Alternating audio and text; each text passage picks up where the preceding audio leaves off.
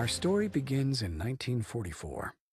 With World War II coming to an end, the Allied nations met at Bretton Woods, New Hampshire, to create a new financial system which would stabilize the world once the war ended.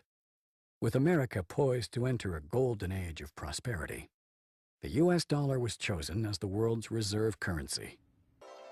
Under this new system, countries agreed to fix their currencies to the U.S. dollar, and the U.S. dollar would be tied to gold at a price of $35 per ounce. This meant that countries around the world could trade their currencies for U.S. dollars, which they could then exchange for gold. This created a system where all currencies were essentially backed by gold. The strength of a nation's currency is based on the strength of that nation's economy. And the American economy is by far the strongest in the world. Accordingly, I have directed the Secretary of the Treasury to take the action necessary to defend the dollar against the speculators.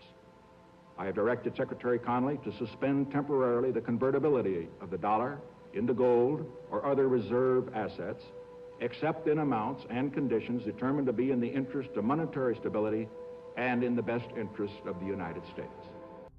By removing the link between gold and the U.S. dollar, President Nixon created a system where all currencies were backed by nothing. This is what is known as a fiat currency. The average person is now forced to borrow well beyond their means, getting themselves deeply into debt. At first, this was to maintain a nice standard of living, but slowly, it has become necessary just to survive. By printing so much currency and devaluing it so heavily, it would seem that governments are essentially levying a hidden tax on their people.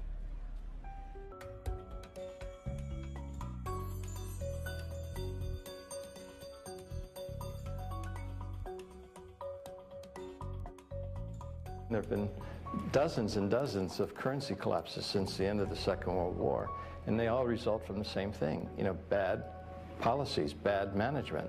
And the U.S. right now is pursuing bad policies. Central bank is doing a bad job managing the currency. And as a consequence, it's inevitable that the dollar is going to collapse. It's on this road that I call the fiat currency graveyard. But history has shown us that whenever a nation tried to run its economy using an artificial fiat system, the end result is always the same: disaster. The dollar used to be backed by gold. It was gold that had the dollar. It's like everybody has tethered their ships to the Titanic of currencies, and so we're all going to go down. Gold is the only competitor to a national currency. Gold is money, and these national currencies are money substitutes that circulate in place of gold. Gold is what protects the people from the reckless policies of government. Gold is government chaperone. The government wants to be able to do whatever it wants. Gold stands in its way. So yes, gold is an enemy of big government, but it's a friend of freedom. It's a protector of individuals from government.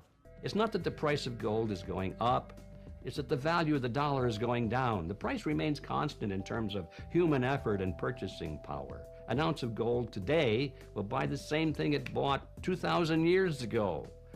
If some catastrophic event happens, and we've seen them, how are you going to be protected?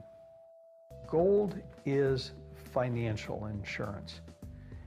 Would you rather have gold or a fiat currency? The current financial system may be dying, but where there is chaos, there is also opportunity.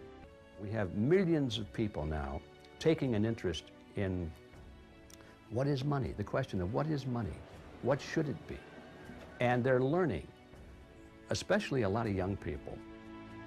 Time for the people responsible to wring the last few dollars out of a dying system, but also for those able to see the cliff edge approaching, time to protect themselves and their families from the imminent plunge.